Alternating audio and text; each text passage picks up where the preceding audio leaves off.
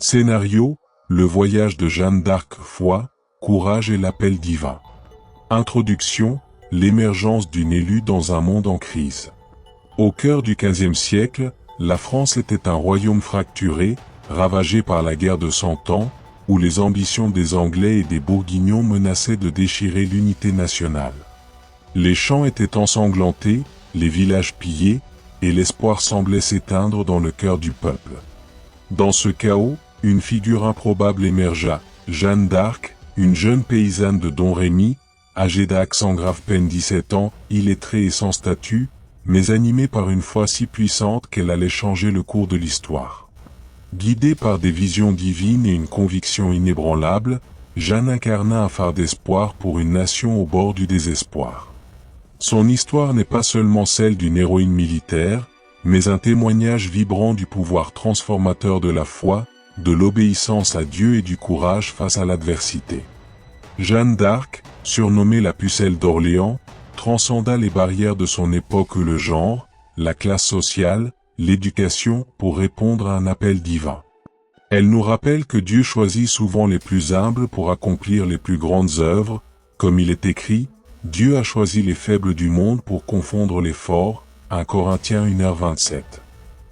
Ce scénario explore le voyage de Jeanne, de ses humbles débuts à son sacrifice ultime, et offre une réflexion intemporelle sur la manière dont la foi et le courage peuvent transformer des vies ordinaires en instruments extraordinaires de changement.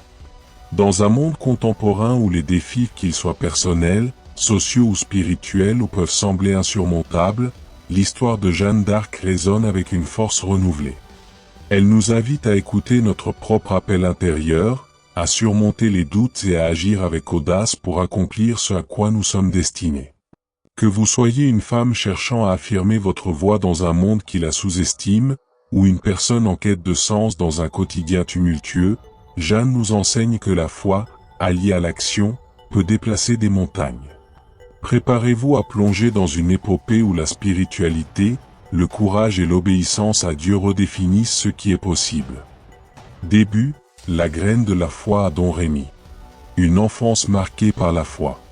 Dans le petit village de Domrémy, niché dans la campagne lorraine, naquit en 1412 une fille nommée Jeanne, issue d'une famille paysanne pieuse. Jacques d'Arc et Isabelle Romée, ses parents, lui transmirent une foi chrétienne profonde, ancrée dans les valeurs de simplicité et de dévotion. Dès son plus jeune âge, Jeanne se distinguait par sa piété. Elle passait des heures en prière à l'église locale, agenouillée devant la Vierge Marie ou méditant sur la passion du Christ. Les villageois la décrivaient comme une enfant douce, mais avec une flamme intérieure, comme si son âme portait déjà le poids d'une mission divine. Dans ce contexte, la France était déchirée par la guerre de Cent Ans, 1337 à 1453, un conflit prolongé entre les royaumes d'Angleterre et de France, aggravé par des luttes intestines entre factions françaises, notamment les Armagnacs et les Bourguignons. Le jeune dauphin Charles, futur Charles VII, était un héritier contesté, affaibli par des rivalités politiques et incapable de rallier son peuple. Les Anglais, alliés aux Bourguignons, contrôlaient de vastes territoires, et la ville d'Orléans, stratégique pour la survie du royaume, était sous siège. Le désespoir s'installait, et le peuple français, épuisé par les impôts, les pillages et les batailles, semblait perdre foi en un avenir meilleur. Les visions divines. Vers l'âge de 13 ans, alors qu'elle priait dans les champs ou les bois entourant Domrémy, Jeanne commença à entendre des voix célestes. Ces voix, qu'elle attribua à Saint Michel, Sainte Catherine et Sainte Marguerite, lui parlaient avec une clarté surnaturelle. « Jeanne, fille du Très-Haut, tu es appelée à sauver la France et à conduire le dauphin à son couronnement », lui annoncèrent-elles.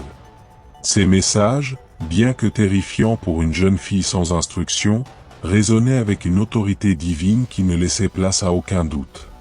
Comme la Vierge Marie face à l'ange Gabriel, Luc 1h38, Jeanne répondit avec humilité, « Je suis la servante du Seigneur, qu'il me soit fait selon sa volonté. » Au début, Jeanne garda ses visions secrètes, craignant d'être incomprise ou ridiculisée. Elle confia plus tard à ses juges qu'elle ressentait à la fois une immense révérence et une crainte face à ses appels divins. Pourtant, sa foi l'emporta sur ses doutes. Elle comprit que son rôle n'était pas de chercher la gloire, mais d'obéir à Dieu, même si cela signifiait quitter sa vie simple et affronter un monde hostile. Ses premières expériences spirituelles plantèrent la graine de ce qui deviendrait une mission héroïque, guidée par une conviction que « l'Éternel est ma force et mon bouclier ». Psaume 28, 7. Les premiers pas vers la mission. À 16 ans, Jeanne prit une décision audacieuse, quitter Domrémy pour répondre à l'appel divin. Elle se rendit à Vaucouleurs, une ville voisine, pour convaincre Robert de Baudricourt, un capitaine local, de l'aider à rencontrer le dauphin. « Je viens de la part du Seigneur pour libérer Orléans et couronner le roi », déclara-t-elle avec une assurance qui contrastait avec son apparence modeste. Baudricourt, initialement sceptique, la repoussa, la prenant pour une rêveuse. Mais Jeanne persévéra, revenant à plusieurs reprises, portée par une foi inébranlable. Finalement, impressionné par sa détermination et les récits de ses visions, Baudricourt céda. Il lui fournit une escorte et des vêtements masculins pour assurer sa sécurité, un choix pragmatique qui deviendrait emblématique de son image de guerrière. Réflexion pour aujourd'hui. L'histoire des débuts de Jeanne nous rappelle que les grandes missions naissent souvent dans les cœurs les plus humbles.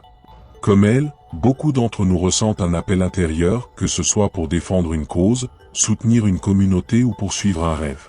Combien de fois laissons-nous nos doutes ou les attentes de la société nous retenir?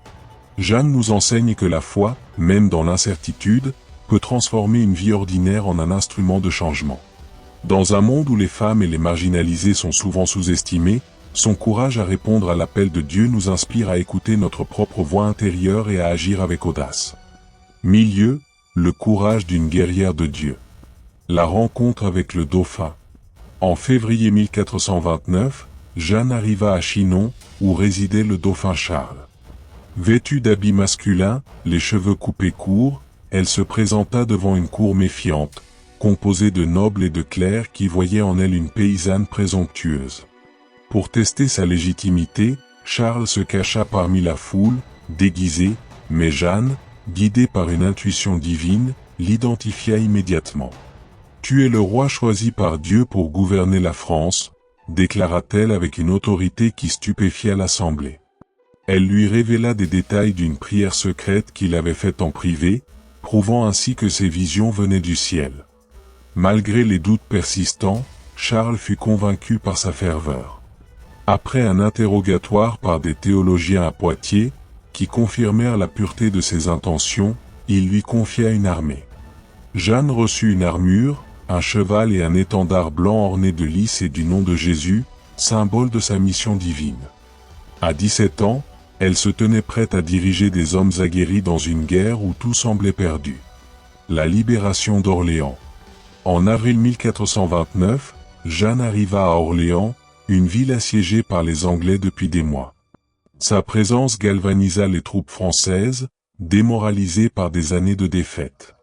Montée sur son cheval, son étendard à la main, elle chevauchait en première ligne, criant « Au nom du Seigneur, avancez avec courage ». Sa foi contagieuse redonna espoir aux soldats, qui voyaient en elle une envoyée de Dieu.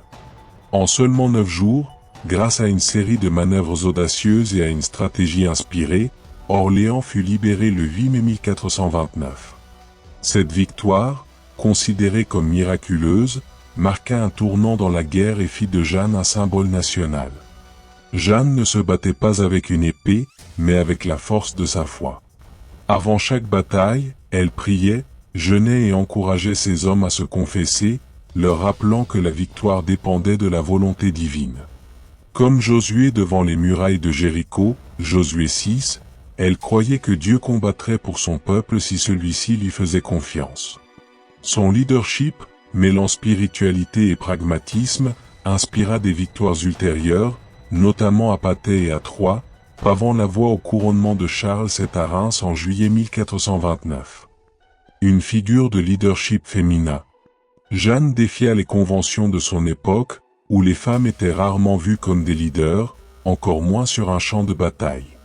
Pourtant, son autorité ne venait pas de la force physique ou d'un statut social, mais de sa foi et de son obéissance à Dieu. Comme Déborah, la prophétesse d'Israël, Juges 4 à 5, elle unissait spiritualité et action, prouvant que le courage transcende le genre. Son étendard, plus qu'une arme, était un symbole de l'espérance qu'elle portait, une lumière dans les ténèbres de la guerre. Réflexion pour aujourd'hui. Le courage de Jeanne nous enseigne que la véritable force réside dans la conviction et l'action, même face à l'adversité. Dans un monde où les femmes continuent de lutter pour l'égalité et la reconnaissance, Jeanne est un modèle d'audace et de résilience. Elle nous rappelle que le leadership n'est pas une question de pouvoir ou de privilège, mais de foi et de détermination. Que ce soit dans nos familles, nos carrières ou nos communautés, nous sommes tous appelés à faire entendre notre voix et à agir pour le bien commun, comme Jeanne l'a fait avec une foi inébranlable. Fin, le sacrifice et l'héritage éternel. La capture et le procès. En mai 1430, lors d'une escarmouche à Compiègne, Jeanne fut capturée par les Bourguignons, alliés des Anglais. Vendue à ses ennemis pour 10 000 livres, elle fut emmenée à Rouen pour un procès orchestré par des juges pro-anglais, déterminés à la discréditer. Accusée d'hérésie, de sorcellerie et même de porter des vêtements masculins, Jeanne fit face à un tribunal hostile avec une dignité remarquable. Comme Jésus devant Pilate, Jean 18, 33-38, elle répondit avec clarté et vérité, affirmant « Tout ce que j'ai fait, je l'ai fait par l'ordre de Dieu ». Malgré des interrogatoires épuisants, Jeanne resta fidèle à ses visions. Elle refusa de renier ses voix, déclarant « Mes voix viennent de Dieu, et je ne crains rien, car il est avec moi ». Son courage face à l'injustice impressionna même certains de ses accusateurs, mais les pressions politiques l'emportèrent. Le 30 mai 1431, à seulement 19 ans, Jeanne fut condamnée au bûcher. Le martyre. Sur la place du Vieux Marché à Rouen, Jeanne affronta sa mort avec une sérénité qui bouleversa la foule. Elle demanda une croix, qu'un soldat improvisa avec 2 bouts de bois, et la tint contre son cœur tandis que les flammes s'élevaient. Ces derniers mots, « Jésus, Jésus », résonnèrent comme un ultime témoignage de sa foi. Sa mort, loin d'effacer son influence, la transforma en martyr et en légende. L'héritage de Jeanne. En 1456, un second procès, ordonné par Charles VII, déclara Jeanne innocente, reconnaissant l'injustice de sa condamnation. En 1920, l'Église catholique la canonisa, faisant d'elle Sainte Jeanne d'Arc, une héroïne dont la vie continue d'inspirer. Son héritage transcende les frontières et les époques, incarnant la puissance de la foi, du courage et du sacrifice. Elle reste un symbole pour ceux qui luttent contre l'oppression, pour les femmes qui brisent les barrières et pour tous ceux qui cherchent à vivre selon un dessein plus grand. Réflexion pour aujourd'hui.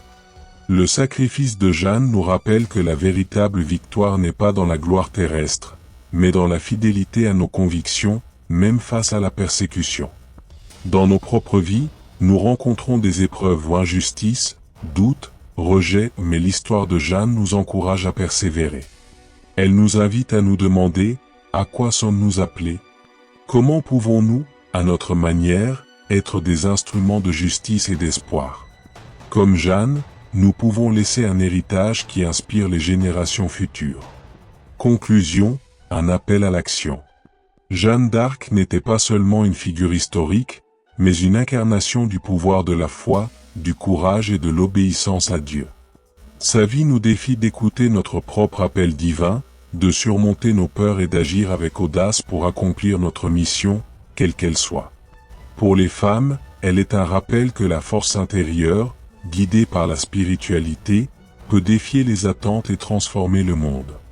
Pour tous, elle est une invitation à vivre avec un dessein, à persévérer face à l'adversité et à faire confiance à la providence divine. Que l'histoire de Jeanne d'Arc ravive votre foi, enflamme votre courage et vous inspire à poursuivre votre propre voyage avec détermination.